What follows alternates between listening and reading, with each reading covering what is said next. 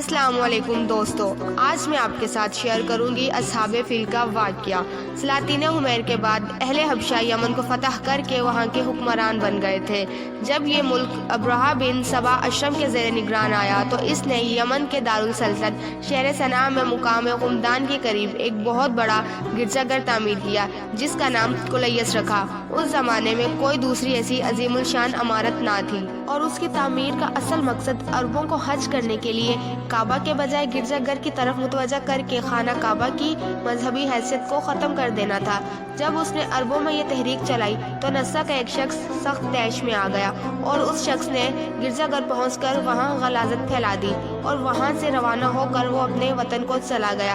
جب ابرہہ کو اس کی خبر پہنچی تو اس سے بے حد غصہ آیا اور اس نے قسم کھائی کہ وہ بیت اللہ کو ضرور منہدم کرے گا، اور اسی سال کو ہاتھی کے سال سے موسوم کیا جاتا ہے۔ وہ راستے میں مقابلہ کرنے والے عربوں کو شکست دیتا ہوا جب طائف پہنچا تو اس نے اسود بن مقصود نامی ایک حبشی کو مکہ روانہ کیا جو اہل مکہ کے مویشیوں کو ہانک لایا۔ انہی میں عبد المطلب بن ہاشم کے 200 اونٹ بھی شامل تھے اور اس نے یہ سب مویشی ابرہہ کی خدمت میں پیش کر دیے۔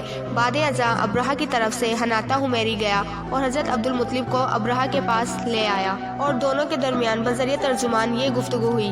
ابرہہ نے کہا، تم کیا چاہتے ہو؟ حضرت عبد المطلب نے کہا، میرے اونٹ واپس کر دو۔ ابرہہ متعجب ہو کر، تمہیں اونٹوں کا تو خیال ہے مگر خانہ کعبہ جو تمہارے اور تمہارے آباء و اجداد کا دین ہے اور جسے میں ڈھانے آیا ہوں، اس کا نام تک نہیں لیتے ہو؟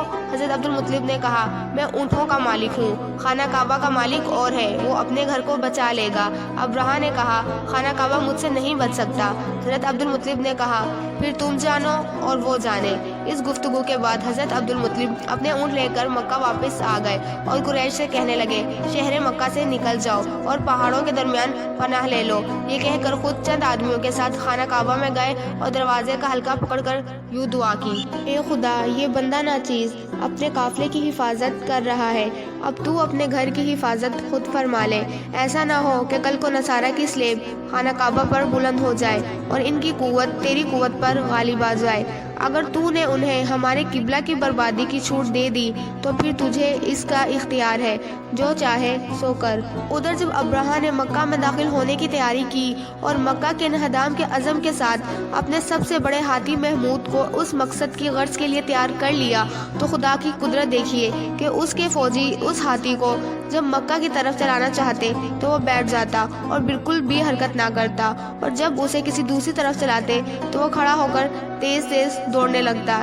اس معرکے میں ابرہہ کے ہاتھی 13 تھے، اور پھر اسی حال میں اللہ تعالیٰ نے سمندر کی طرف سے ابابیلوں کے غول بھیجے جن کے پاس کنکریاں تھیں، ایک ایک چونچ میں اور دو دو پنجوں میں۔ انہوں نے کنکروں کا مینہ برسانا شروع کر دیا، جن پر کنکر گرتے ہلاک ہو جاتا۔ یہ دیکھ کر ابرہہ کا لشکر بھاگ نکلا اور اس طرح اللہ تعالیٰ نے اپنا گھر دشمنوں سے بچا لیا۔ اس واقعے کو قرآن پاک میں سورۃ الفیل میں کچھ یوں بیان کیا گیا ہے۔ ترجمہ، کیا آپ نے نہیں دیکھا کہ آپ کے رب نے ہاتھی والوں کے ساتھ کیا سلوک کیا؟ کیا اس نے ان کے مکر و فریب کو باطل و ناکام نہیں کر دیا؟ اور اس نے ان پر ہر سمت سے پرندوں کے جھنڈ بھیج دیے جو ان پر کنکریلے پتھر مارتے تھے، پھر اللہ نے ان کو کھائے ہوئے بھوسے کی طرح پامال کر دیا۔ امید کرتے ہیں آپ کو یہ ویڈیو پسند آئی ہوگی اور ہمارے چینل کو سبسکرائب لازمی کریے گا تاکہ ہر آنے والی نئی ویڈیو بذریعہ نوٹیفیکیشن آپ تک پہنچ سکے، اور اس ویڈیو کو لائک، کمنٹ اور دوستوں کے ساتھ واٹس ایپ اور فیس بک پر ضرور شیئر کریے گا۔ تب تک کے لیے اپنا بہت خیال رکھیے گا۔ اللہ نگہبان۔